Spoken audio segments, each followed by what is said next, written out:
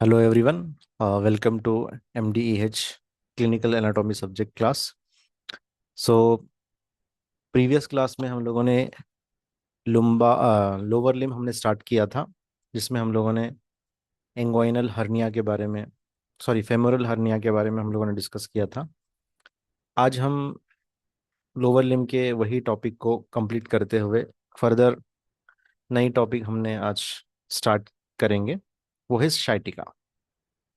So basically एक ऐसा problem है जो आप अपने क्लिनिक्स में और अपने घर में या कभी ना कभी अपने ज़िंदगी में एक मर्तबा तो भी आप एक्सपीरियंस करेंगे या एक्सपीरियंस आपने किया भी होगा।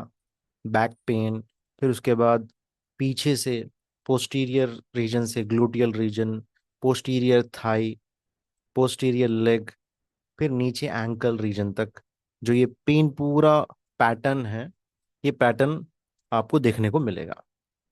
तो आइए कैसे इसका रिलेशन है एनाटॉमी से ये जानेंगे, इसका कोर्स क्या है और क्लिनिकल एग्जामिनेशन पे मालूम करेंगे कि कौन सा नर्व में प्रॉब्लम है। ठीक है, तो आइए स्टार्ट करेंगे आज का क्लास शाइटिका। सो बेसिकली मैं नर्व्स के बारे में आपको बता दूं, जो भी नर्व्स निकल रहे हैं या तो ब्रेन से निकलेंगे या तो स्पाइनल कॉर्ड से निकलेंगे। ठीक है, ब्रेन से जो नर्व्स निकलते हैं उसको क्रेनियल नर्व्स कहते हैं, स्पाइन से जो नर्व्स निकलते हैं उसको स्पाइनल नर्व्स कहते हैं। अब यहाँ पर चार चीजें याद रखना है। ये जो नर्व्स है, कहीं कहीं गुच्छा है, कहीं कहीं ये सिंगल निकले हुए हैं। ठीक है, तो सर्वाइकल रीजन से ब्रेक, सर्वाइकल रीजन से जो नर्व्स निकलेंगे उसको सर्वाइकल प्लेक्सस कहेंगे। फिर इसी तरह यहाँ पर ब्रेकियल रीजन यानी आर्म के रीजन में आके कुछ गुच्छे बनेंगे, उसको ब्रेकियल प्लेक्सस कहेंगे। उसके भी गुच्छा है, पूरा हाथ को सप्लाई करेंगे। ठीक है, इसी तरह थोरैसिक रीजन से भी कुछ नर्व्स निकलेंगे। यहाँ पर प्लेक्सस नहीं है, सिंगल इंडिविजुअल नर्व्स निकलेंगे यहाँ से। लंबार रीजन में कुछ नर्व्स है, वो गुच्छे निकलेंगे, प्लेक्सस के तौर पर निकलेंगे, इसको लंबार प्लेक्सस कहेंगे। उसके बाद सेक्रल प्लेक्सस कहेंगे। तो आज हमारा टॉपिक है शाइटिका। तो इसका रिलेशन किससे है, किस एरिया से? इसका रिलेशन है लंबार रीजन से, सेक्रल रीजन से इसका रिलेशन है। ठीक है, तो इसका नर्व रूट कहेंगे। जो भी नर्व अपनी जगह से निकल रहा है उसको क्या कहेंगे? Nerve root. ये बहुत इंपॉर्टेंट है। नर्व रूट जो है क्या है शाइटिका का? L4, L4, L5, S1, S2, S3 इसका नर्व रूट है। यानी ये प्रॉब्लम अगर आ रहा है तो ये लंबार वर्टिब्रे के इन एरियाज में कुछ ना कुछ प्रॉब्लम है, जिसकी वजह से शाइटिका हुआ है। ठीक है, अब ये जो नर्व निकल रहा है L4, L5, S1, S2, S3, ये आगे जाके कंबाइंड होंगे। ठीक है, कंबाइंड होके दो स्पेसिफिक नर्व्स बनाएंगे। एक का नाम है पेरोनियल नर्व, ओके, और एक का नाम है टिबियल नर्व। एक का नाम क्या है? पेरोनियल नर्व, एक का नाम है टिबियल नर्व। आप देख सकते हैं, ये देखिए L4, S1, S2, S3, S3 तक। ठीक है, L4, L5, S1, S2 से ये जो नर्व्स निकल रहे हैं यहाँ से, देखिए अलग अलग निकल रहे हैं और यहाँ पे आके एक हो जा रहा है। इसमें तो एक नर्व बता रहा है। आप ये नर्व देखिए, यहाँ ये इमेज में देखिए, दो नर्व्स दिखेंगे आप, यहाँ पे एक है, यहाँ पे। ये आपका पेरोनियल नर्व, ये आपका टिबियल नर्व। अब ये दोनों क्या पैक होके आगे जाएंगे, तो इन दोनों के कॉम्बिनेशन को हम कहेंगे शाइटिक नर्व। उसको क्या कहेंगे? शाइटिक नर्व कहेंगे। ठीक है, इसका कोर्स कहाँ है, ये कहाँ से निकल रहा है? ये तो रूट है। और सेकंड ये देखिए, आप यहाँ से एक मजल आपको नजर आ रहा है। इस मजल का नाम है पेरिफॉर्मिस मजल। ये ग्लूटियल रीजन में है। ठीक है, बैक में है। तो इस नर्व के नीचे से, देखिए इस नर्व के नीचे से आपको ये नर्व, ये मजल, मजल के नीचे से ये नर्व जा रहा। ठीक है, बिलो द पेरिफॉर्मिस नजल। ठीक है, उसके बाद क्या होगा? यहाँ पर देखिए ग्रेटर ट्यूबरोसिटी, ये जो ह्यूमरस बोन है उसके बाद उसे जाएगा। उस एरिया का नाम क्या है? Ischial tuberosity and greater trochanter. ischial tuberosity and greater trochanter, ischial tuberosity ये है और ग्रेटर ट्रोकेंटर ये है। ग्रेटर ट्रोकेंटर ये आपको देखने को मिल रहा है फीमर बोन का। तो यहाँ से नर्व थाई रीजन में आ रहा है। फिर उसके बाद देखिए थाई में आ गया, पोस्टीरियर थाई में आ गया। अब इसके जो है, जो पेरोनियल और टिबियल नर्व है, ये दोनों भी आपको कहाँ पे देखने को मिलेंगे? ये देखने को मिलेंगे आपको लॉन्ग, जो है long head of biceps femoris. ठीक है, long head of biceps femoris, short heads of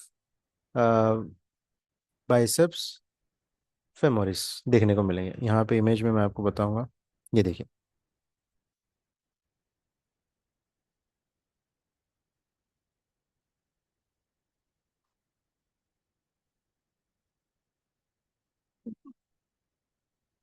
second.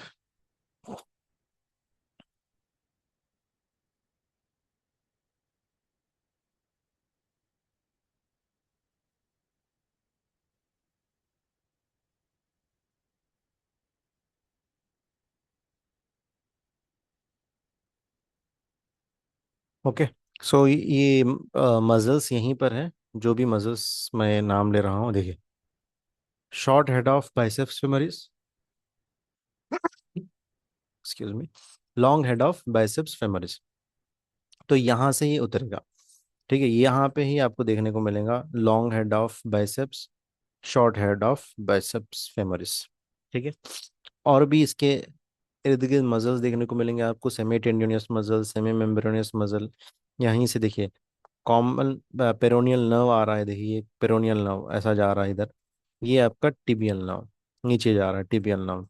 फिर ये इसके डिविजन्स आगे बन रहे हैं आपको, ये लैटरल साइड जा रहा है, ये काफ मसल के इसमें से नीचे उतर रहा है।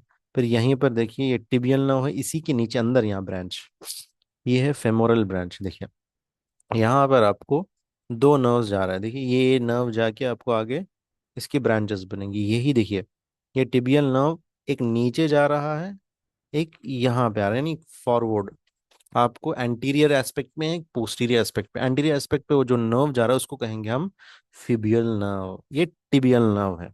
ठीक है, टिबियल नर्व आपको पूरा नीचे तक जाएगा। तो दो नर्व जो भी आ रहा है उसके डिविजन्स काफ, इस एरिया को कहेंगे पॉप्लेटियल रीजन।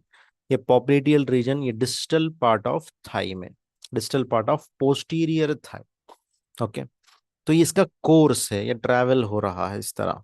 ठीक है, तो पेशेंट को अगर फेमोरल नर्व में अगर कुछ प्रॉब्लम आ जाए तो फुट ड्रॉप हो सकता है, फुट ड्रॉप हो सकता है। ठीक है, देखिए ये पूरा नर्व आपको इजीली यहाँ पे अच्छा से दिखा जा रहा है कि नर्व यहीं से रूट वैल्यू है, ये शाइटिका नर्व है, ये पेरिफॉर्मिस मसल के नीचे से आ रहा है, यहीं से इसके ब्रांचेस बन रहे हैं जो ग्लूटियल मसल्स को सप्लाई कर रहे हैं। फिर यहाँ पे भी ब्रांचेस बन रहे हैं, ये lateral aspect of, medial aspect of posterior thigh को सप्लाई कर रहे हैं। फिर यहाँ पे भी सप्लाई, फिर इसके ब्रांचेस बन रहे हैं देखिए, ये आगे जा रहा है, ये नीचे जा रहा है, फिर इधर ये लैटरल साइड या मीडियल साइड जा रहा है, ये बीच में ट्रैवल हो रहा है आपके पूरे फुट रीजन तक। ओके, ये मीडियल ब्रांच, फिर ये लैटरल ब्रांच। तो इस तरह ये पूरा नर्व जो है पूरे लेग में फैल रहा है, फैल रहा है। तो अब क्या प्रॉब्लम आएगी शाइटिका में? शाइटिका के इस नर्व में प्रॉब्लम आएगी। कहाँ से? इसका root value L4, L5, S1, S2, S3 है। तो यहीं पर रग में क्या होगी? कंप्रेशन आएगी, नर्व में कंप्रेशन आएगी, जिसकी वजह से पेन होगा। कहाँ पे पेन हो सकता है? ये नर्व जहां जहां जाएगी वहां वहां पेन करेगी, और खासकर वहां पे सिम्टम्स ज्यादा दिखेंगे जिस एरिया में, जिस रूट वैल्यू में कंप्रेस होगा। L4 में होगा तो L4 का एरिया ज्यादा इफेक्ट होगा, L5 में होगा तो L5 एरिया, S1 होगा तो S1, S2, S3, इस तरह। तो जो एरिया में कंप्रेशन ज्यादा होगा तो उस एरिया में आपको दर्द महसूस होगा साथों साथ।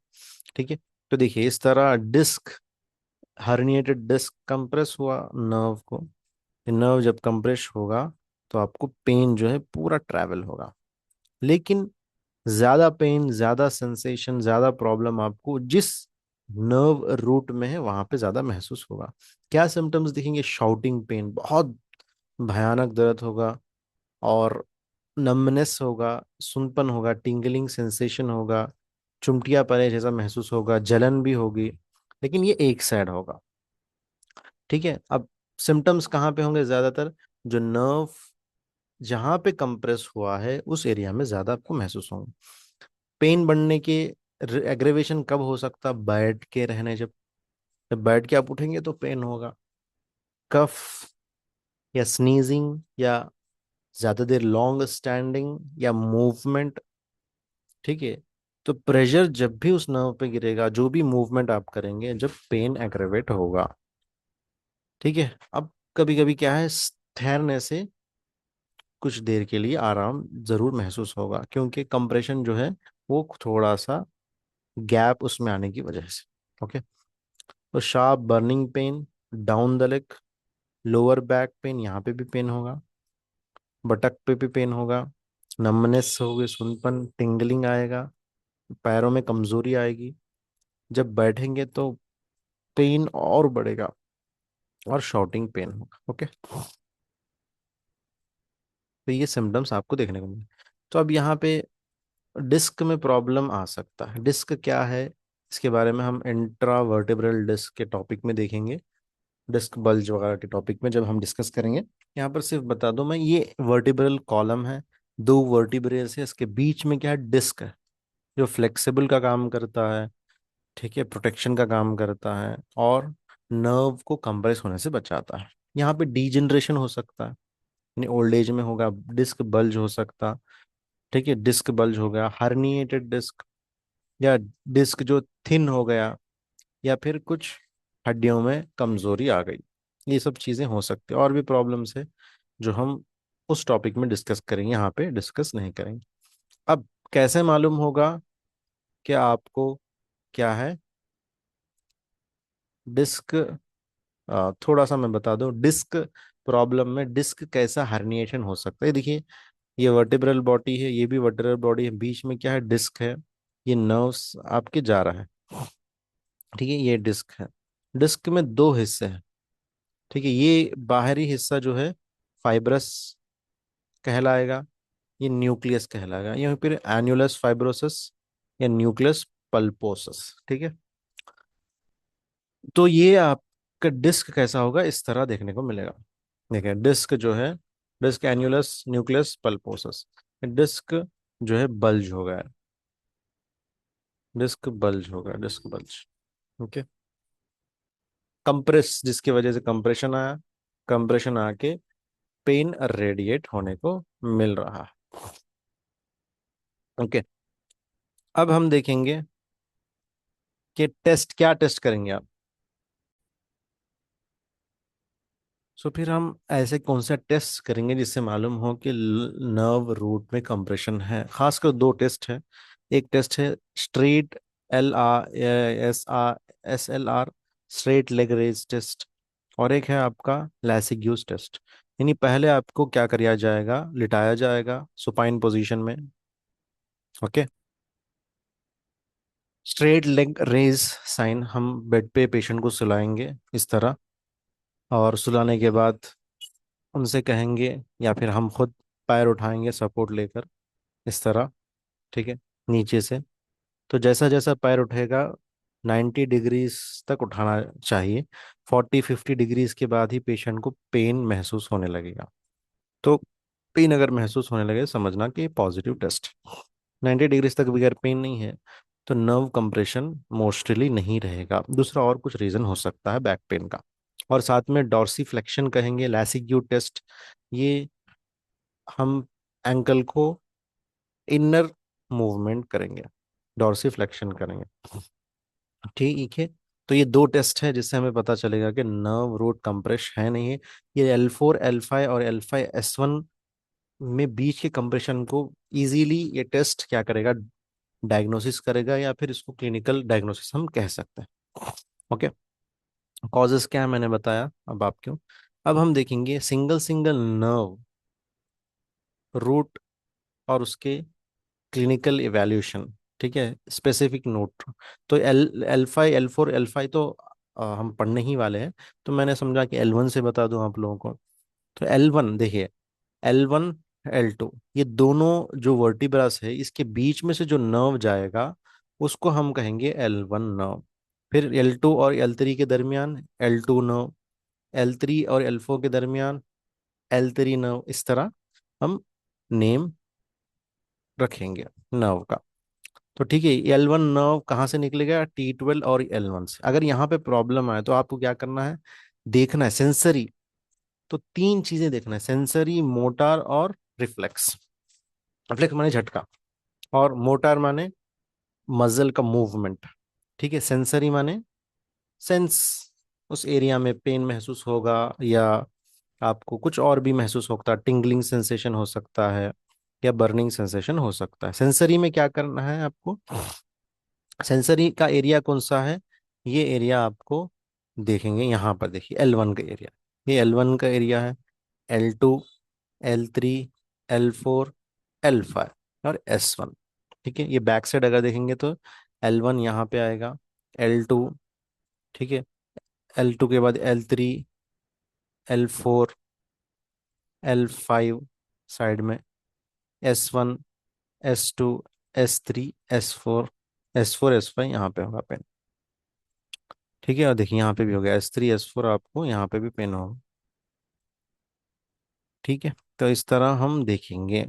तो पेशेंट जो है क्या कहेगा, मोटार, मोटार जो है इसका हिप फ्लेक्शन होगा, hip flexion, hip flexion, extension हुआ, फ्लेक्शन, हिप फ्लेक्शन। ठीक है, इसका मसल कौन सा है, इलियोसॉस मसल है।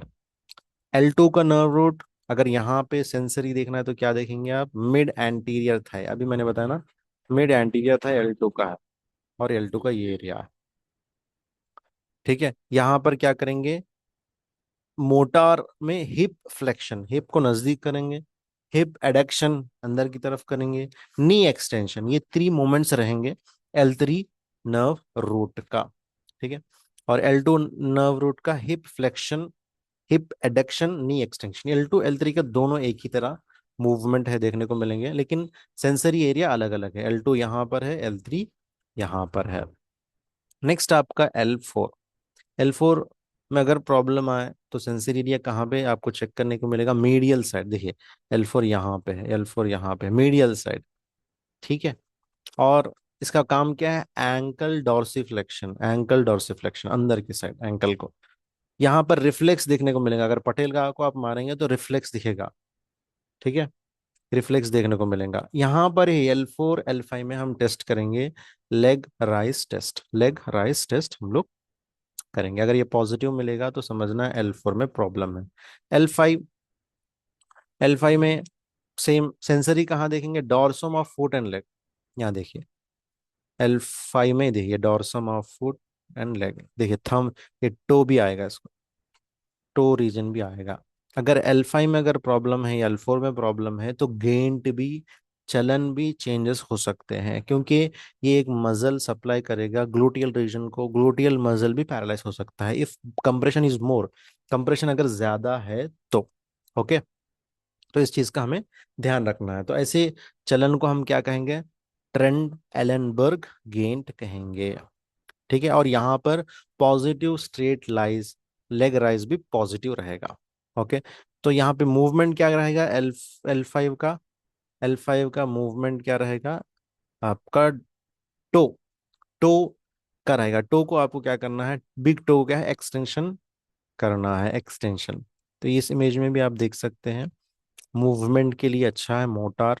L2 L3 का क्या है, hip adduction, internal rotation. L4 L5 hip extension, L5 S1 hip adduction and external rotation, L3 L4 knee extension, L5 S1 knee reflection, S1 S2 ankle flexion, L4 L5 ankle extension। S1 का root भी देख लीजिए, ये letter planter aspect यहाँ पे देखिए, S1 का sensory यहाँ पे देखने को मिलेगा। S1 देखिए, S1 एरिया, S1 एरिया, ये S1 एरिया। कोई कहे आपको यहाँ पे पेन है, बर्निंग सेंसेशन है, तो समझ जाना S1 भी नर्व कंप्रेस हो रहा है। ठीक है।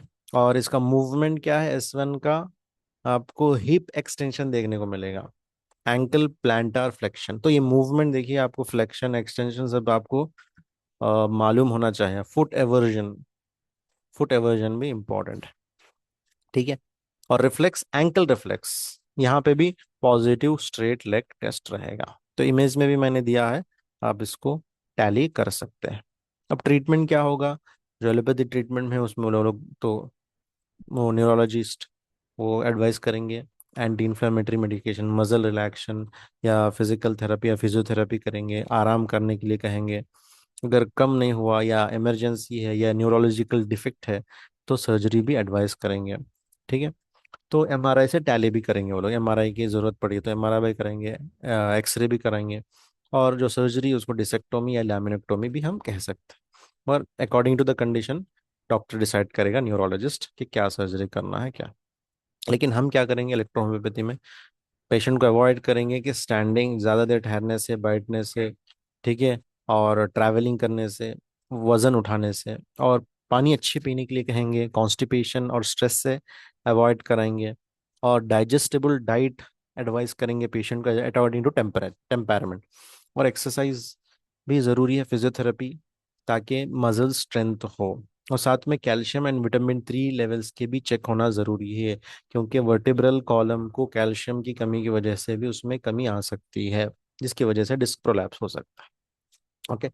साथ में इलेक्ट्रोहोम्योपैथी ट्रीटमेंट में हम लोग F1A3C5 RE इनिशियली बी देंगे, उसके बाद RE में कन्वर्ट करेंगे।